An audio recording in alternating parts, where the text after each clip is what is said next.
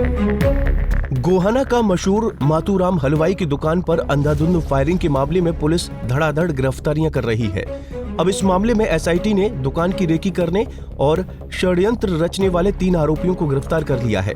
तीनों आरोपियों में से एक गांव सिकंदपुर माजरा का रहने वाला दीपक स्वामी है, दूसरा राम दिनेश उर्फ दिनेश और तीसरा रोहतक के गांव सांघी का रहने वाला दिपिन है। तीनों आरोपियों से पुलिस ने वारदात में इस्तेमाल की गई बाइक को भी बरामद किया। वहीं अब पुलिस का कहना है कि आरोपियों को कोर्ट में पेश करके रिमांड पर लिया जाएगा ताकि पूछताछ में और भी कई राज खुल सकें। सिर्फ किन आरोपियों को पकड़ा है क्या? हाँ, जैसे आप लोगों को पता है कि ये 10 दिन पहले एक घटना घटी थी गोहाना में, और गोली चलाई एक प्रसिद्ध हलवाई की दुकान पे। उसमें तुरंत मुकदमा दर्ज करके ये डीसीपी गोहाना जो भारतीय दबास है, इनके अंदर 4 टीम्स ने अपने अपने काम किए हैं। तो बहुत मेहनत की है उन्होंने। तो मेहनत से शुरुआत में ही पहले 2 दिन में ही इनको लीड मिली है, और उस पे जहाँ जहाँ गए थे उस सबको इन्होंने ट्रैक किया है। ट्रैक करने के बाद उन लीड्स पे काम करके तो पहले एक लड़के को गिरफ्तार किया गोहाना, डीसीपी गोहाना और उनकी टीम ने। तो वो नाबालिग था, तो उसका नाम हम नहीं रिवील कर सकते। ओके, वो भी क्या बताएंगे हम सबको। ओके, और एक बार मेरे को बोलने दो, उसके बाद आप ठीक है ना। तो ये पहले एक लड़के को हमने गिरफ्तार किया है, और उसके बाद अब हमने कल शाम को जो करकोदा रोड है और जो गोहाना में जो करकोदा रोड है, जो रोहतक बाईपास पे, वहाँ से 3 लड़कों को गिरफ्तार किया है। तो वो एक मोटर बाइक से 3 सवारी थे, उनको गिरफ्तार किया है। लेकिन जब वही जो पहले भारतीय और उनकी टीम ने जो मेहनत किया, उसी का फल कल मिला है। जो उस बाइक में एक पर्टिकुलर निशान था, उस निशान को पहचान लिया उन्होंने। उसके बेसिस पे उस गाड़ी को रोकने की कोशिश की, थोड़ी से भागे, लेकिन उन्होंने पीछे लग के पकड़ लिया था। तो उनका नाम इस प्रकार है कि एक लड़के का नाम दीपक स्वामी है, सन ऑफ करण सिंह, और दूसरे का नाम राम दिनेश उर्फ दिनेश है, और राम दिनेश उर्फ दिनेश पुत्र फुल कुमार है। ये दोनों सिकंदरपुर माजरा गांव के हैं, वहीं जस्ट गोहाना से निकलते ही जो पहला गांव है। सो तीसरा लड़का है दिपिन, और ये सांगी गांव का लड़का है। ये 3 लड़कों को बाइक पे पकड़ा है। वो वही बाइक है जो इस्तेमाल हुआ था गोहाना के जो वारदात में हुआ था। ठीक है, इन्होंने अपने इनको रात भर जो भी इंटरागेट किया है डीसीपी गोहाना और उनकी टीम ने, उससे कुछ बात मतलब कंप्लीटली इन्होंने अपनी बात तो बोला है, और आगे भी कुछ नाम इन्होंने बोला है कौन कौन इसमें शामिल थे।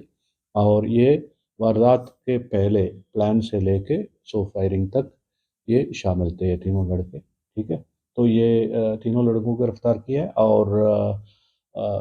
और नाम इन्होंने रिवील किया है। स्पेशली एक रोहित है जो चपार गांव का है, उसका नाम आया है। हमें उम्मीद है कि तो वो जल्दी ही गिरफ्त में आएंगे, हमारे गिरफ्त में आएंगे।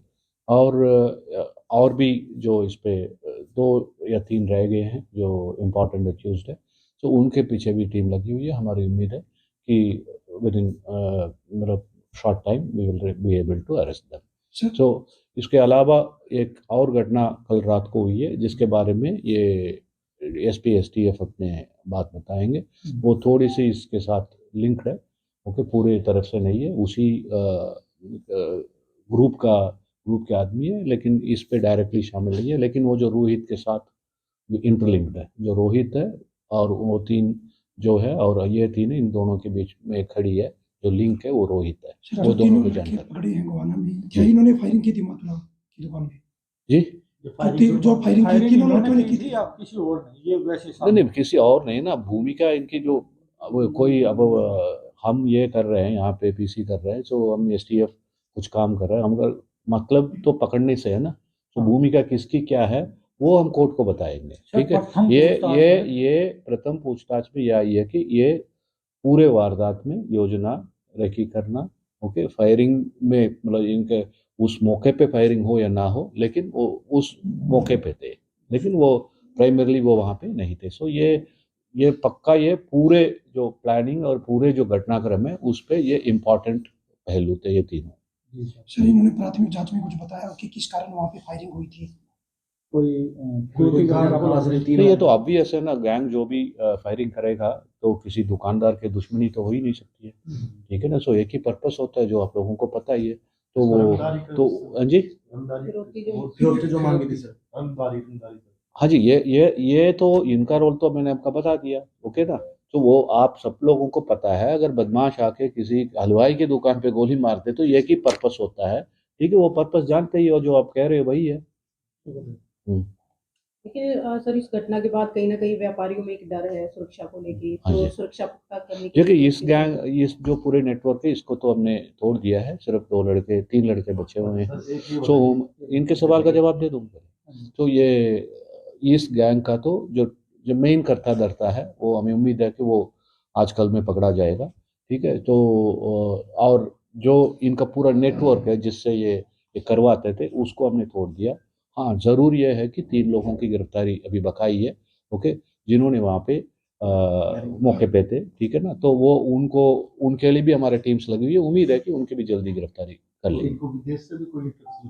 हाँ जी, वो सब कुछ तफ्तीश की बात है, ठीक है, तफ्तीश चल रही है, उस पर सारी बातें जो आएंगी तो उसको कोर्ट के सामने पेश करेंगे। 3 और अन्य एक नाबालिग, इन पर पहले भी कोई मुकदमा दर्ज था?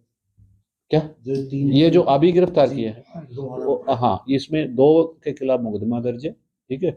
वो नाबालिग और इसके तीसरे एक और आदमी के खिलाफ नहीं है, एक दिपिन और एक वो जो नाबालिग है, इनके खिलाफ कोई मुकदमा भी नहीं है। लेकिन ये तो बढ़ा है, 307 का मुकदमा है, तो पहले भी इनमें से एक का 307 का है, एक दूसरे का एक और केस भी है। लेकिन ये दिपिन और वो जो नाबालिग के खिलाफ कोई केस नहीं है।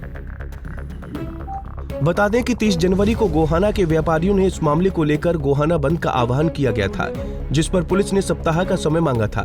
साथ ही इस मामले में डीसीपी भारती डबास के नेतृत्व में एसआईटी गठित की गई थी। इस मामले में अब तक 9 लोगों को गिरफ्तार किया जा चुका है।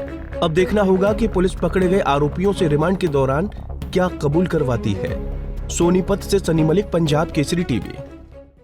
हमसे जुड़े रहने के लिए हमारे YouTube चैनल को सब्सक्राइब करें और नई वीडियो की नोटिफिकेशन के लिए बेल आइकॉन को दबाएं। अगर आप ये वीडियो Facebook पर देख रहे हैं तो लाइक जरूर करें और ज्यादा से ज्यादा शेयर करें। धन्यवाद।